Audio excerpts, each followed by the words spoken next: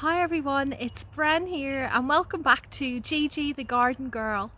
This week we got the most incredible amount of rain which lasted over a 3-day period on and off, and wow, the ground got a really good soaking and I feel like the garden looks so different. I'm excited to show you what's been going on, and not just the way it looks with the grass greening up again and the leaves being clear of all that dusty, smoky particles, but it's also what I can hear. I can hear frogs in the evening, crickets, lots of little insects and bugs. There's so many more bees about.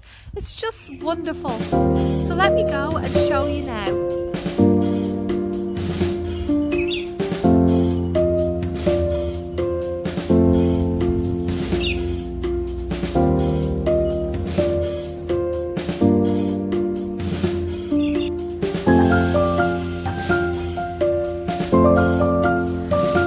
Off over here, and like many other areas in the garden, it's starting to look much better compared to last week, filling out nicely. I did have 3 of these petunia plants in this area, but 2 of them died, but I still have this one here. And where the other 2 plants were removed, I put in lots of zinnia seedlings, and you can see they're already starting to pop up. And not just seedlings there, but I have so many popping up over here as well. Let's take a look over here. It's quite hot here today, about 38 degrees, and you can see some of my plants are wilting, but they always bounce back in the evening. This okra plant looks a little bit droopy, and I just spotted there that I have one developing on the plant. Over here there's another plant that's looking a bit droopy from the heat. This is a gourd which is called Birdhouse Gorge. It's grown quite a lot. It's almost to the top of the fence and going over the orange tree. Over here the Magnolia Tree is still looking very sick. However, with all that rain we got, I'm hoping that it's soaked down deep into the root ball and will do it some good. There are still a few green leaves on it, which is a good sign. Down over here I showed you this container where I had sown some mini bottle gourds, and you can see they're already starting to germinate. As soon as 4 o'clock comes, I'm going to go around and water all my pots. Look how droopy the leaves are on this zinnia. Still plenty of flowers. Even this little section here looks much healthier. Everything's greened up, and I noticed that I have more flowers opening. This is a braxicomb. Very pretty. I'm probably going to get a lot more of these and put them in for next year. Down here I have an amaranth plant. This is called Love Lies Bleeding. I grew them last year and the seeds have spread all around the garden. Some of them have died off, but this plant I have been giving it water because it's in a really nice location. Over here at the raised garden beds, I noticed that I had my first few beans, which I have harvested some already. These are called red noodle snake beans, and they can grow up to 70 centimeters. They get super long. They are a rare Chinese variety. I also grew these last year, but I grew the green ones. I have another sunflower in here that's in bloom. Let me show you. This is called a red velvet. I think I'm correct with that one. It's a multi-stem sunflower. But you can see all along the stem there's more buds on the plant, which I'll be able to use them as cut flowers.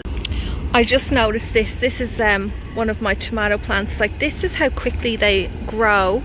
I did mention last week that I had purchased some of these grow bags. These are used in fruit farms to protect the fruit.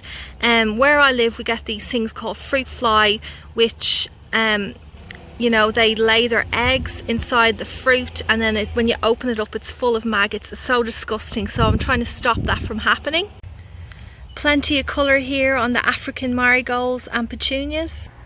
Over here beside the raised garden bed area, I had some cornflowers growing in there which had finished, so I ended up transplanting some cosmos seedlings that I found around the garden.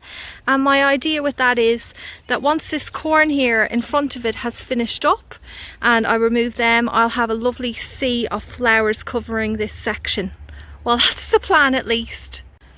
I got very enthusiastic with all the rain we had, and I put a new container over here where I sowed some zinnias. You can see they've already started to germinate, and I also transferred 2 cosmos which I found growing elsewhere in the garden. Over here I have some more sunflowers that the cockatoos have not gone near. Seeing that the birds were not going near them, I ended up sowing some more sunflower seeds. Over beside the side gate, do you remember I showed you the corn that I planted here that my friend gave me? I think he may have given me some heirloom corn plants because look at this colour. And how crazy is this? We have grass again. Unbelievable. Over here at the vining crops, it's all still looking pretty good.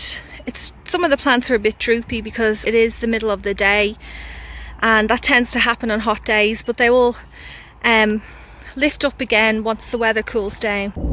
There's still no sign yet on my Fitsu pumpkin of any pumpkins.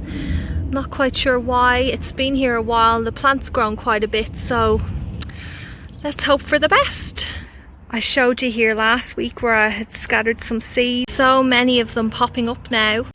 I don't think I've shown you the potato area in a while. The plants have flopped over, but that's just because of the heat. Once I give them a water this evening, they'll be fine. It's so tempting to go digging in there for potatoes, but they're not ready yet. I have to wait until the tops die off and then I can harvest them. And in here I have Sapphire, Red Norland and Sebago. The heat out here at the moment is pretty unbearable. It's so humid as well. I'm actually going to head back inside. Thanks so much for watching, and I'll see you all again next Friday.